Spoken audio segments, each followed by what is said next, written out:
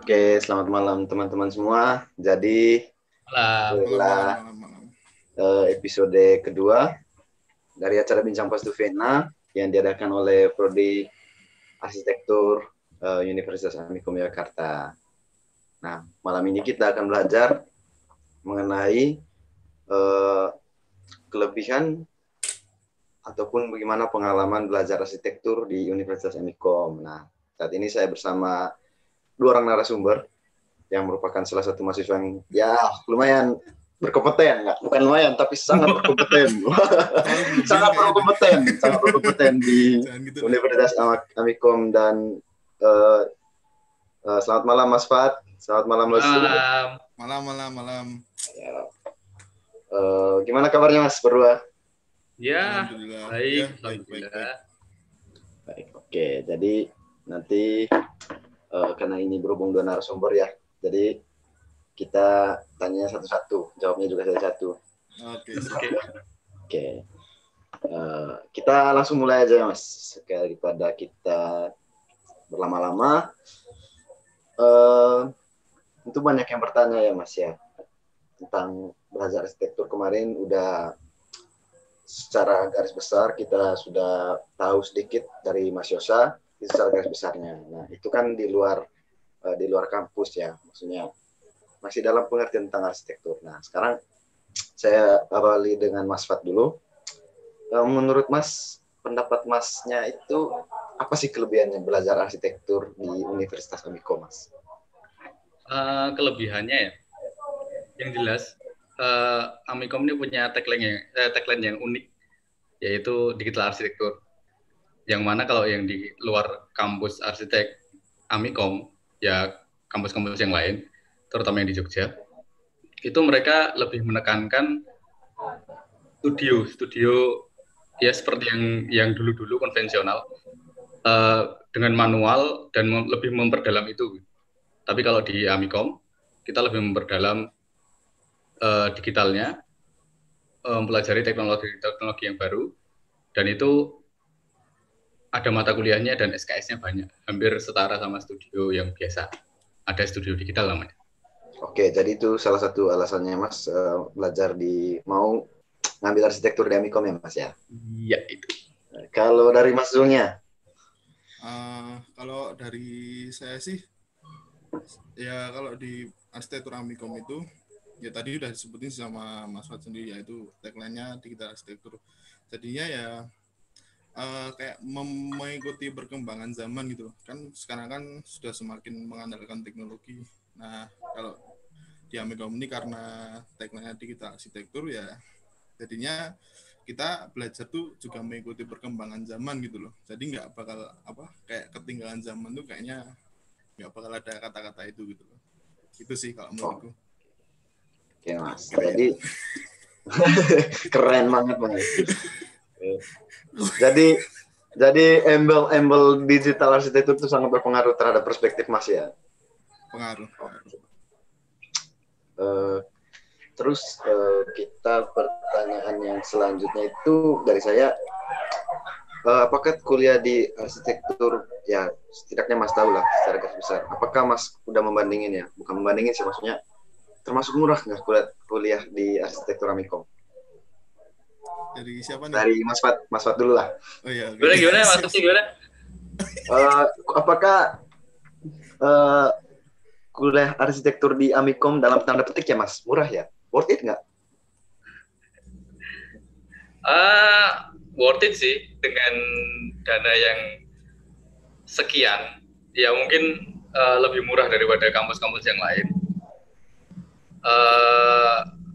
Kampus Amikom itu mampu menyediakan fasilitas yang lengkap, meskipun belum terlalu memadai karena mungkin gantian sama adik tingkat, sama kakak tingkat. Tapi untuk fasilitas sudah ada seperti lab, kelas, terus tempat konsultasi dan segala macam sudah ada. Termasuk himpunan, itu juga salah satu fasilitas yang dibentuk oleh Prodi Arsitektur. Oke, kalau dari Mas Zulnya, worth it nggak Mas? Ya, kalau dilihat dari harga yang kita dapat ya pas masuk di kampus ini tuh, murid-murid aja sih, karena ya fasilitas yang kita dapat juga ya cukup lah istilahnya kalau buat kita belajar arsitektur gitu, udah memadai lah gitu. Oke. Tentu juga banyak yang tanya ya Mas ya. Amikom ini kan embel-embelnya itu Creative Economy Park. Banyak yang mikir, kok Creative Economy Park di dalamnya ada arsitektur gitu. Nah, kalau seandainya Mas Fat jelasin nih, gimana sih relatednya arsitektur sama Creative Economy Park itu? Apa yang didapat Mas dari Creative Economy Park di dalam arsitektur itu? Istilah Creative Economy Park itu kan ada di akhir-akhir tahun belakangan ini ya, yang mana mereka itu mengikuti perkembangan zaman. Begitu juga sama arsiteknya Amikom, karena tagline-nya tadi juga sudah digital, maka dia juga seperti di bawah naungannya, seperti mengikuti tagline-nya kampus, yaitu Creative Economy Park tadi. Dan itu juga menurutku ya, itu memperluas ranahnya arsitek nanti ketika mereka lulus. Jadi nggak cuma jadi arsitek, bisa jadi masuk ke bidang teknologi dan segala macam. Oke, jadi berarti secara tidak langsung meskipun belajar arsitektur, tapi kita kampus memberikan juga pelajaran tentang bagaimana caranya bagaimana caranya tentang pelajaran ekonomi gitu ya Mas ya, maksudnya tentang wirausaha juga ya. Ya itu. Oke. Kalau dari Mas Zul, apa yang didapat tentang maksudnya Creative Economy Park ini dalam arsitektur? Related nggak kalau menurut Mas? Bisa aja, maksudnya dalam arsitektur itu kita juga harus belajar usaha. Apakah itu harus juga ya Mas? Kalau yang dari tagline-nya itu ya menurutku ya hampir sama sih. Boleh sama nggak sih? Kontek. Aduh. Gimana ya? Kayak ya kita sempet sih pas masih semester berapa tuh dapat mata kuliah yang berhubungan tentang tagline-nya yang Amikom punya itu tentang Creative Economy Park, namanya ekonomi kreatif. Nah itu ya kayak ya ngajarin kita buat gimana sih nantinya kita di arsitektur ini bisa ya punya opsi lain lah selain jadi arsitek tuh bisa buka ya kayak semacam usaha lain atau apa gitulah. Menurutku gitu sih, karena ya tadi sebenarnya hampir sama sih. Kalau sekarang kita tanya tentang feeling mungkin Mas Fat sama Mas Zul ini ya bisa dikatakan istimewa untuk prodi arsitektur karena angkatan pertama gitu. Udah angkatan pertama pintar lagi. Amin. Amin. Oke. Jadi feeling sebagai angkatan pertama di prodi arsitektur itu seperti apa? Dari Mas Zul dulu lah, gantian. Biar nggak jawab sama terus saja. Oke, siap. Kalau menurutku sih ya kayak ya bisa dibilang ya istimewa sih, dalam arti kata lain. Kayak ya angkatan pertama tuh ya istilahnya pertama itu kan kalau ini kalau di bahasa Indonesia itu di dalam sebuah cerita kan ada kayak namanya paragraf pertama atau alinea pertama, itu kan juga pertama. Nah kalau aku bilangnya sih kayak angkatan pertama ini kayak awal dari cerita ataupun kisah yang nantinya akan dibuat oleh arsitektur di Universitas Amikom. Wah, gitu sih kalau menurutku. Jadi ya istimewa juga. Berat banget. Oke, Mas. Sama kalau aku kan juga ya beruntungnya dapat nomor satu. Jadi kayak lebih wow gitu. Gitu sih kalau menurutku. Kalau dari Mas Fat mungkin nambahin sedikit. Kayaknya sama juga jawabannya, tapi mungkin ada tambahan sedikit. Kalau aku ya, angkatan pertama itu malah ngerasa bingung, soalnya kita nggak punya pegangan awalnya. Tapi untungnya dosen-dosen kita itu kan berjiwa muda gitu. Jadi mereka tuh amat sangat terbuka dan amat sangat mudah didekati untuk konsultasi tentang masalah akademik dan lain-lain, termasuk mereka juga yang memotivasi kami, yang mendorong kami untuk membentuk sebuah himpunan. Itu dari dalam.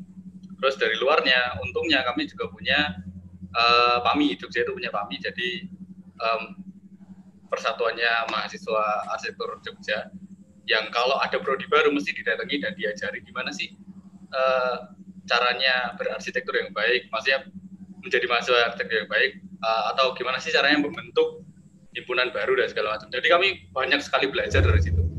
Dan kami juga amat sangat bersyukur punya adik tingkat segala macam. Jadi ilmu kami terus bertambah. Oke, jadi secara tidak langsung lingkungan dan juga dosennya juga yang mempengaruhi ya Mas ya. Meskipun angkatan pertama terasa tidak berat karena lingkungannya mendukung ya Mas. Oke, last questions Mas. Pertanyaan pamungkas. Kita kembali ke belakangnya Mas ya. Digital arsitektur itu kan embel-embel yang dipakai oleh prodi arsitektur Amikom ya Mas ya. Nah, secara tidak langsung itu harus mewajibkan seluruh mahasiswanya itu memiliki perangkat dan peralatan yang ya digitalisasi gitulah Mas ya. Jadi apakah embel-embel digital arsitektur ini membebankan atau justru mempermudah? Dari Mas Zul dulu deh.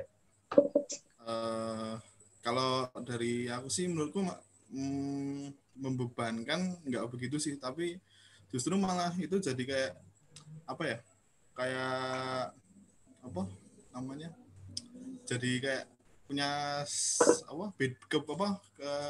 semangat itulah kayak semangat itulah. Kita kan berbeda dari prodi arsitektur di kampus lain. Nah itu malah justru jadi kayak punya ada rasa wow gitu loh, punya tagline ya mata kuliah jurusan digital arsitektur gitu.